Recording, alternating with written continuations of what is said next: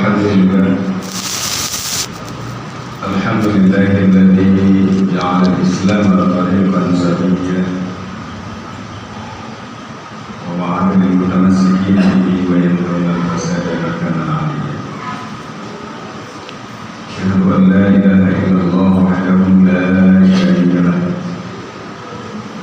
وأشهد أن سيدنا محمدا عبده ورسوله كان صادق الوعد وكان رسولا نبيا. اللهم صل وسلم وبارك على سيدنا محمد وعلى آله وأصحابه الذين يحسنون إسلامهم ولم يفعلوا شيئا فريدا. أما بعد فيا أيها الناس اتقوا الله حق تقاته ولا تموتن إلا وأنتم مسلمون. قال الله تعالى في القرآن الكريم: أعوذ بالله من الشيطان الرجيم. بسم الله الرحمن الرحيم. قد كان في قصصهم عبرة لأولي الألباب ما كان حديثا يفترى ولكن تصديقا لما بين يديه وتفصيل كل شيء وهدى ورحمة للقوم يؤمنون. صدق الله العظيم. Ma'asyiral muslimin,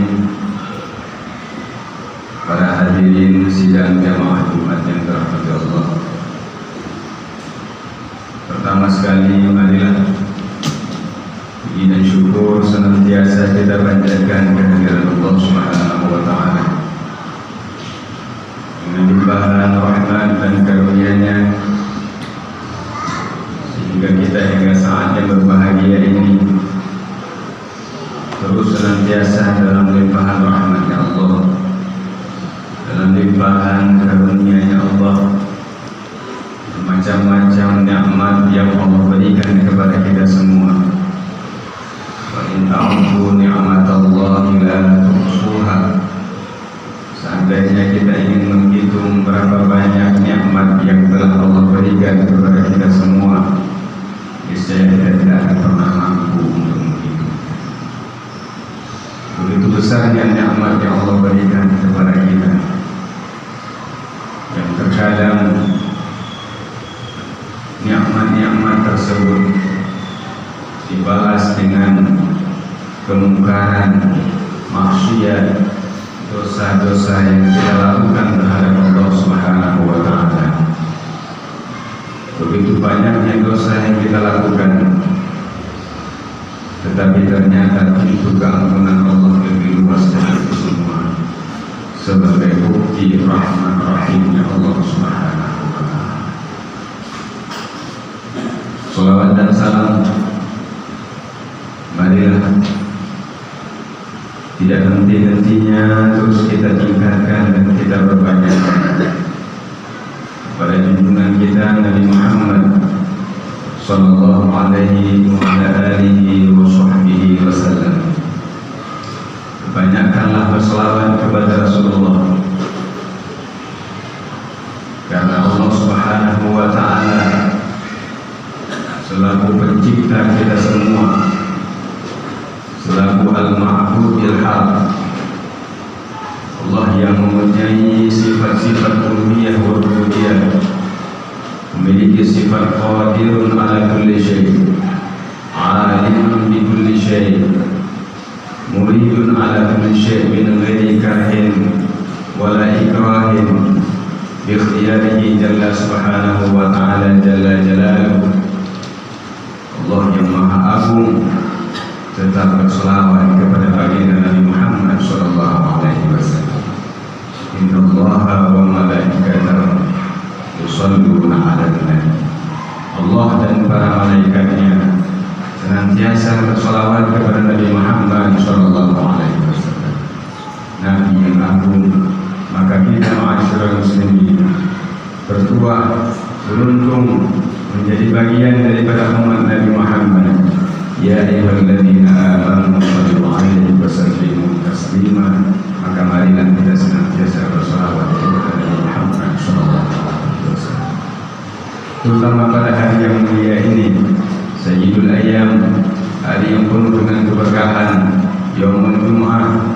Seharusnya kita di hari yang mulia ini aksi sholat alayya, perbanyakkanlah bersalawat kepada Rasulullah, khususnya pada hari Jumat ini adalah merupakan hari yang sangat dimuliakan oleh Allah Subhanahu wa Ta'ala.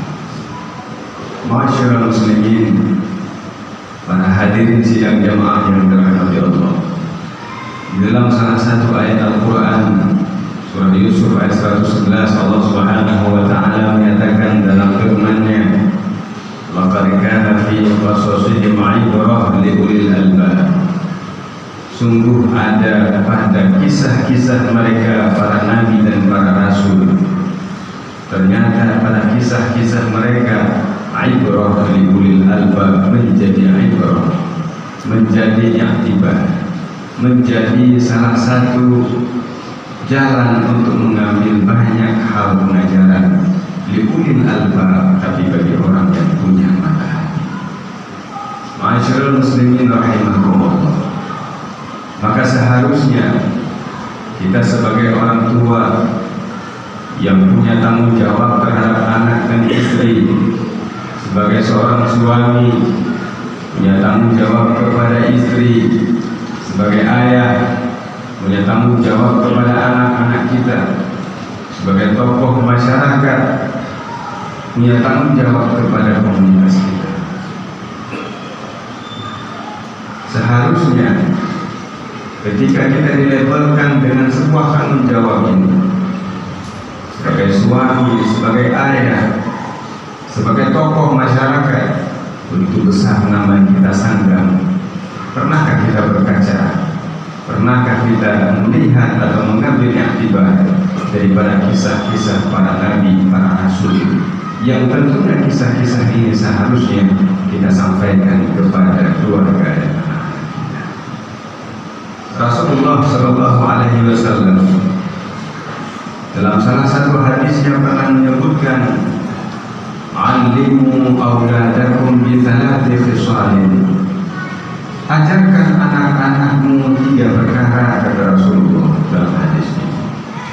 Ajarkan.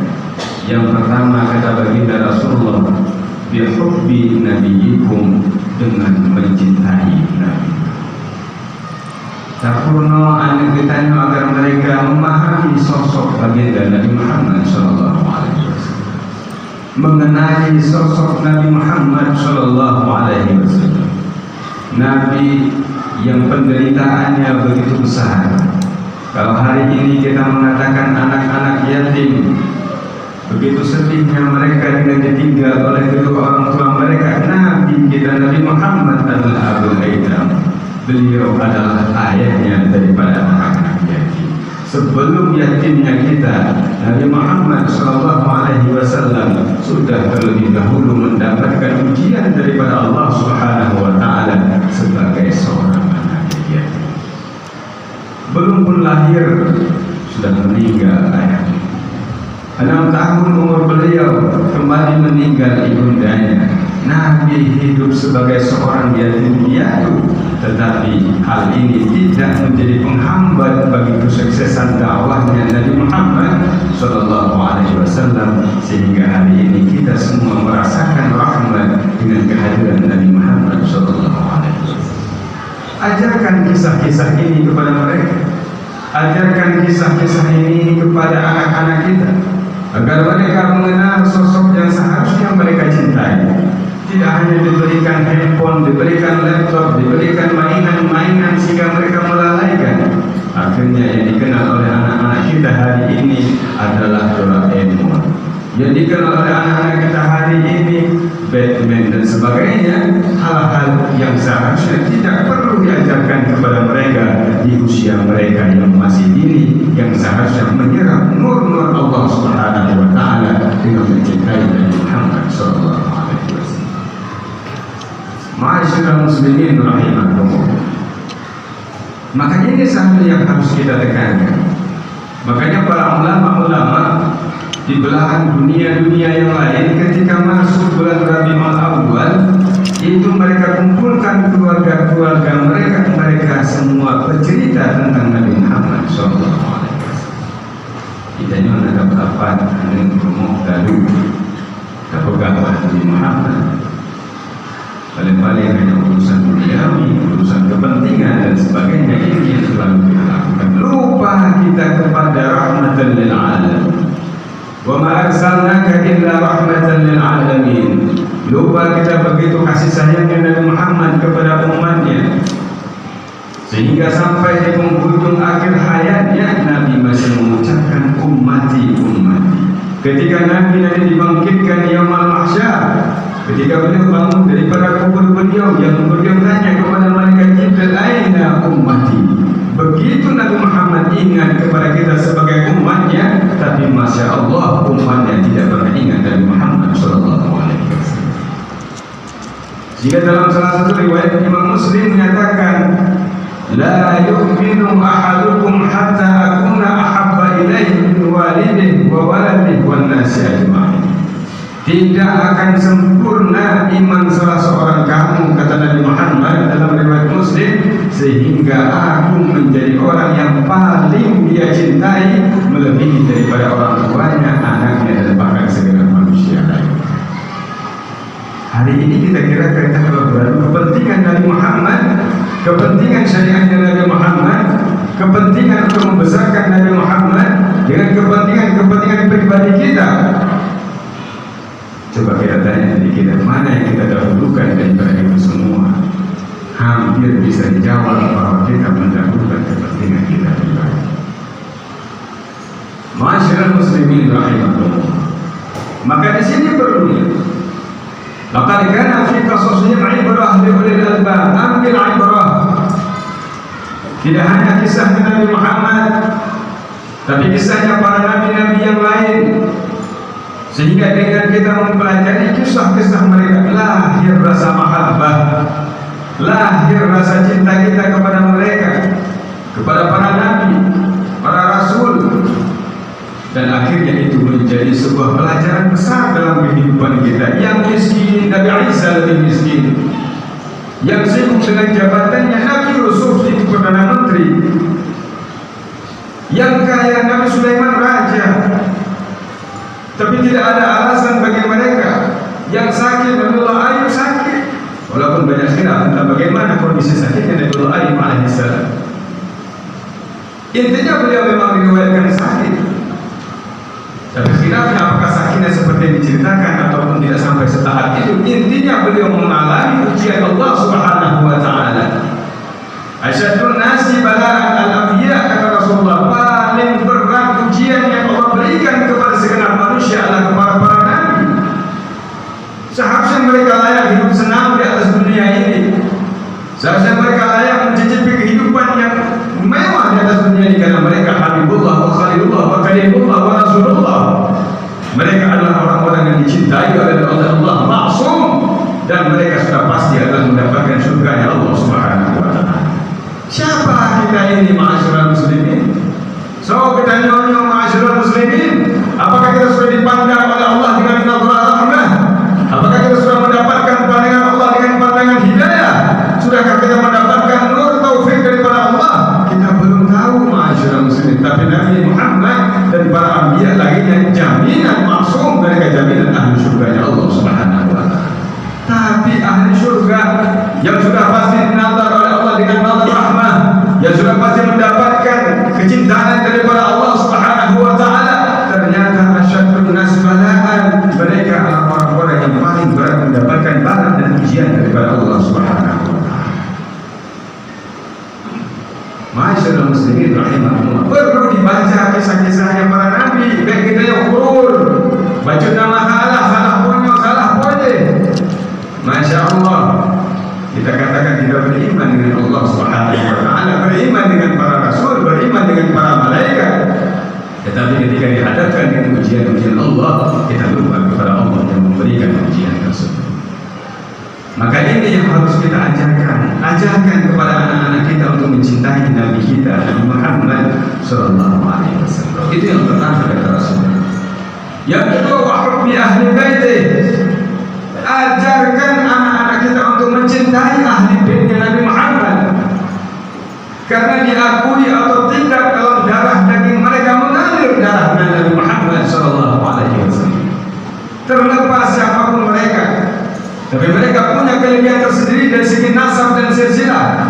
Bukankah kita ketika ingin mengawinkan anak-anak kita, kita akan tanya siapa orang tuanya, siapa neneknya, siapa zuriatnya, siapa keturunannya? Kenapa? Karena kita ingin tahu dia berasal dari keturunan yang bagaimana. Ketika dia punya keturunan yang baik, maka kita akan kawinkan anak-anak kita dengan orang-orang yang punya keturunan yang baik. Ini orang tua yang bijaksana.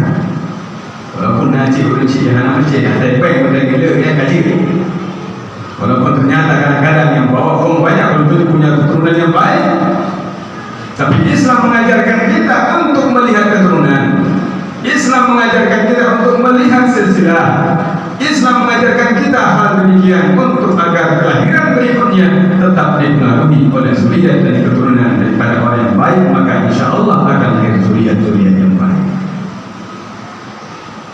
Ahli bait Nabi sallallahu alaihi wasallam adalah orang-orang yang telah dipilih oleh Allah Subhanahu wa taala. Baik Sayyidina Husain, Sayyidina Ali, Zainal Abidin, Ja'far As-Sadiq, Al-Imam Muhammad Al-Baqir, Al-Faqih Muqaddam Muhammad bin Ali Ba'alawi, dan masih banyak para alim ulama yang merupakan awliya Allah daripada zuriat Nabi Muhammad sallallahu alaihi wasallam. Imam Al-Haddad, Imam Al-Aqqas, Imam Abu Bakar bin Abdullah bin Talib Al-Abbas, dan masih banyak lagi para awliya Allah. Hubbi ahli baitih, cintai mereka. Ajarkan itu kepada anak-anak kita. Dan ini hari itu soal siapa yang dia cintai. Ketika dia menginjak remaja, dia mencintai, masya Allah, hubbul dunia. Anak-anak kita diajarkan cinta dunia, hubbul jah, diajarkan cinta kepada kemegahan, hubbul riyasah, dicintakan untuk jadi pemimpin, hubbul dunia, hubbul mal, cinta kepada harta, dan banyak lagi hal-hal yang ternyata itu dilarang oleh Allah Subhanahu wa taala. Itu yang kita ajarkan kepada zuriat kita hari ini. Diberikan fasilitas-fasilitas. Ini apa maknanya?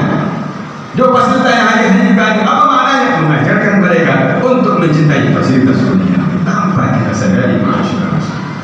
Gak pernah diimbangi dengan perjuangan Nabi Muhammad. Gak pernah diimbangi dengan perjuangannya para anbiya, para ulama, para auliya. Gak pernah diimbangi. Akhirnya anak-anak kita jauh daripada tempat-tempat yang seharusnya mereka berada di sana, yaitu tempat-tempat ilmu dan sebagainya. Ma'asyiral muslimin rahimakumullah. Dan yang terakhir di dalam hadis ini, Rasulullah mengajarkan qiraatul Quran, dan ajarkan anakmu untuk membaca Al-Quran. Kamu di purna bro, baiklah Al-Quran dan juga ada anak sampai purna bro. Ini tanggung jawab orang tua. Siapa orang tua tak mampu mengajarkan Al-Quran anaknya?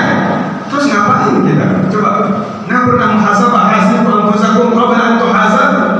Sebelum dihisab oleh Allah Subhanahu wa taala, sebelum kita ditanya oleh Allah, kita sudah melahirkan anak-anak kita, kenapa enggak mampu mengajarkan mereka mengenai Allah, mengenali Rasulnya Allah, mengenali kalam Allah, memahami Al-Quran Al-Karim?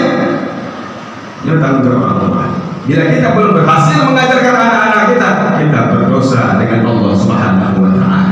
Qiraatul Quran kata Rasulullah, ini adalah kalam Allah. Wajib hukumnya atas orang tua mengajarkan anaknya untuk membaca Al-Quran. Berapa banyak hari ini anak-anak kita tidak mampu membaca Al-Quran? Lantas apa yang kita lakukan hari ini untuk mereka? Qu anfusakum wa ahlikum nara, amanah Allah dalam Al-Quran. Jaga dirimu dan keluargamu. Wa ahlikum maknanya zaujah, harim, istri kita. Wa aulad, anak-anak kita. Qu anfusakum wa ahlikum nara, Quran tuntas di rumah. Alhamdulillah, nak menunggu bantu baca-baca sahaja itu tanggung jawab mereka. Ini yang harus kita pahami. Baik, tapi kita nyok, yang tanggung jawab menunggu.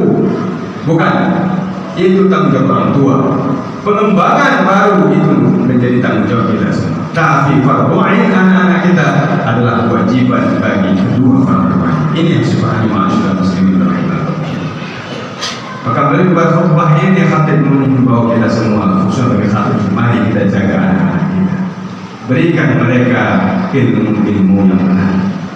Ajarkan Al-Quran, ajarkan mereka mencintai Nabi Muhammad, Ajarkan mereka rukun iman, rukun Islam, tauhid, akidah ahlu sunnah wal jamaah, wujud, qidah, baqa. Ya salah mereka mengajarkan akidah yang lain. Banyak akidah hari ini bermunculan di atas permukaan. Tapi ulama sudah ijma', sudah menyatakan ila utliqa ahlu sunnah wal jamaah bahum al-Asy'ariyah wal Maturidiyah. Disebutkan oleh Imam Al-Ghazali, disebutkan oleh Sayyid Muhammad Al-Zabidi, disebutkan oleh banyak para ulama-ulama. Ketika disebutkan ahlu sunnah wal jamaah, maka maknanya adalah al-Asy'ariyah wal Maturidiyah. Ini orang yang pernah oleh orang tua agaknya wujud, qidah, baqa dan seterusnya, bukan yang lainnya. Masyaallah muslimin rahimahullah. La yasbahu umur hadhihi al-ummah ila maslahat awwalha. Tidak akan baik urusan kita hari ini kalau bukan karena pendahulu kita. Bukan karena urunsi yang awal, kalau bukan karena pendahulu kita. Urunsi kita, orang tua kita tidak akan seperti ini. Masyaallah muslimin. Baik tekadu barang baru, barang awal karena itu paham itu.